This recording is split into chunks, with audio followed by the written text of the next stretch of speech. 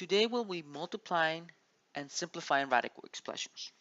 In order to multiply radical expressions, you only have to remember one rule. And that rule is that in order to multiply radical expressions, both indices have to match, or how many ever indices you have. So let's do A. In order to multiply two radical expressions which have the same index, you are going to multiply the radicands, the numbers inside the radical. In this case, we have 5 and 7, which gives you the square root of 35. Now, example B is an example in which we cannot multiply them because if you look at it closely, one radical has an index of 3, while the other has an implied index of 2. So, example B cannot be done because one of the radicals is different from the other. So the last one that we're going to do is problem number C, or letter C, and we're going to multiply the two radicals together and make sure that we simplify. When multiplied together, the answer that you should get is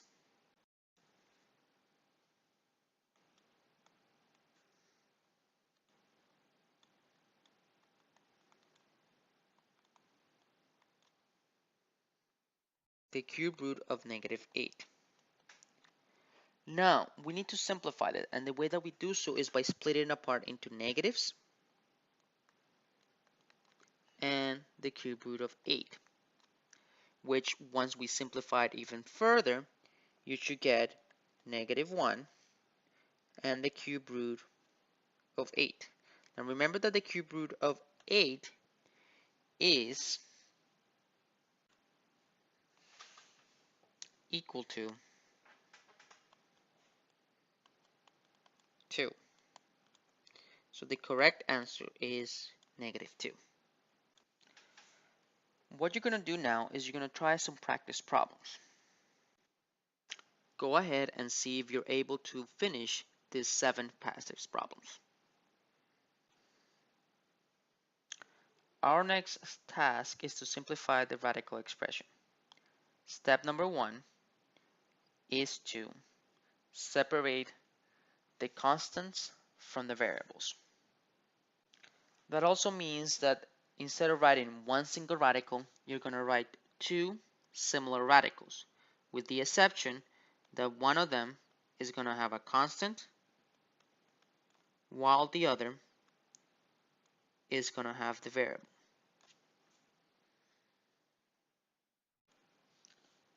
Our next step is to simplify each individual radical. So that means that we're going to simplify the cube root of 54 by itself and the cube root of x to the fifth by itself.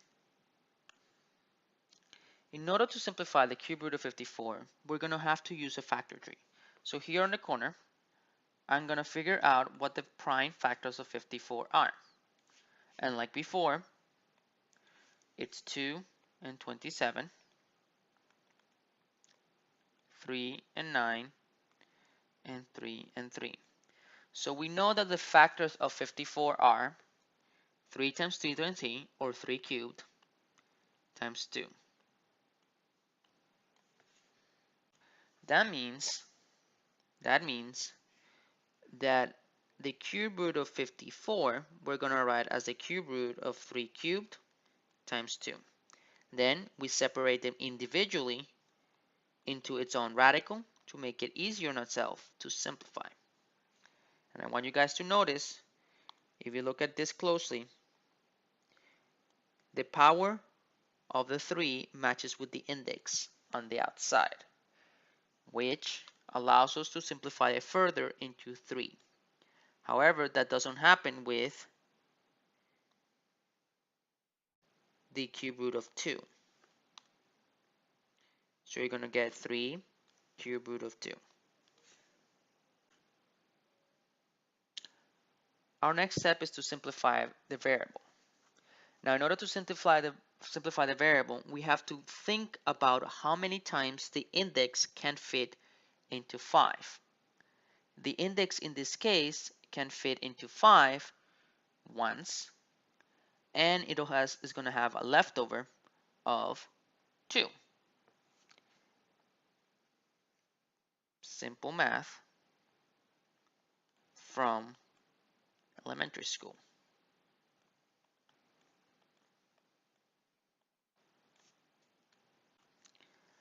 Now,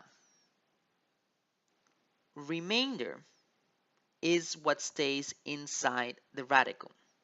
So in our case, it means that we're going to have two x's, one on the outside of the radical and the other one on the inside of the radical. And each one is going to have its own power.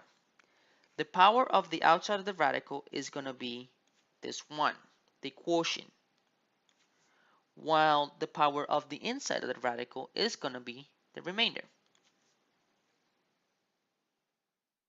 Once we simplify, we continue to the next step.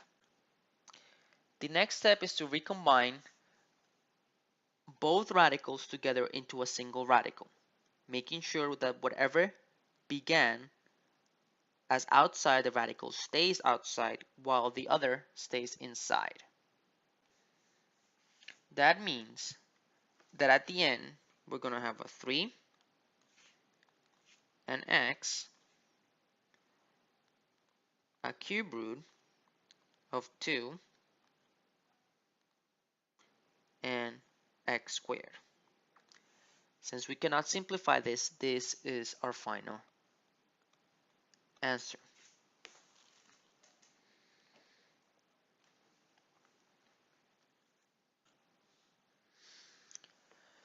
Our next task is to simplify the product of two radicals. The first step is going to be to multiply both radicals together.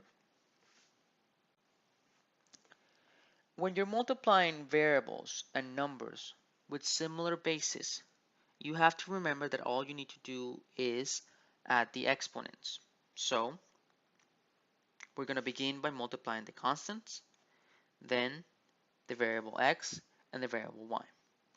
12 times 15 gives you 180.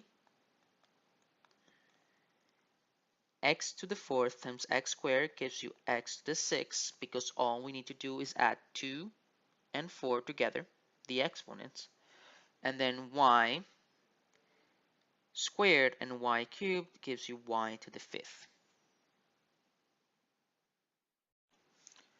The next step is to break it apart according to constants and variables.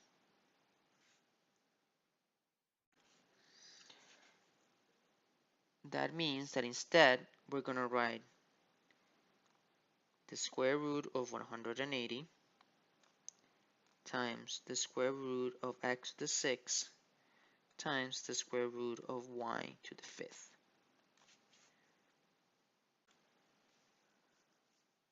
Once we break apart all the radicals, our next step is going to be to simplify each individual radicals. We begin with the constant, continue with the x variable, and finish with the y variable. So let's begin with simplifying the square root of 180. In order to simplify the square root of 180, we need to know its prime factors.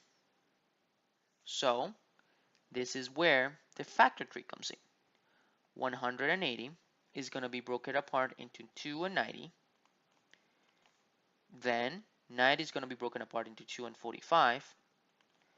And continue the process until you only have prime numbers at the end of the factor tree branches.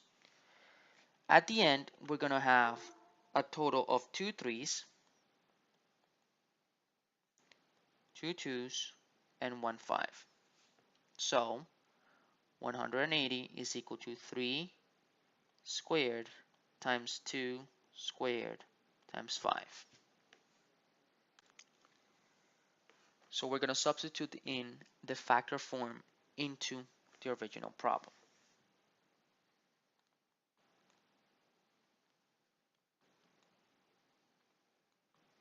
Once we do so, we're going to break those factors apart into their own radicals, so we're best able to simplify.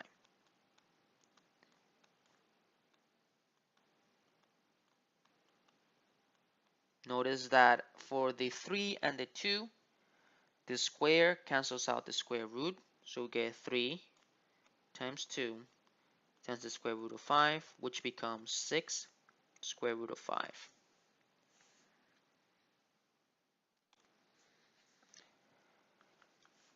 For the variables, you need to ask yourself how many times the index fits into the power inside the radical. In this case, the index is 2, and 2 fits into 6 3 times. So the square root of x to the 6 is equal to x cubed, 6 divided by 2. Now, for the variable y, the same principle applies, with the only difference that now you're going to have a remainder. So 2 fits into 5 twice, but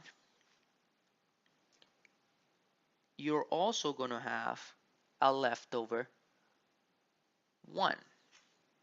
That means that we still have the radical, we have a variable inside the radical, and the exponent of the variable inside the radical is going to be the remainder, which for our purposes is 1.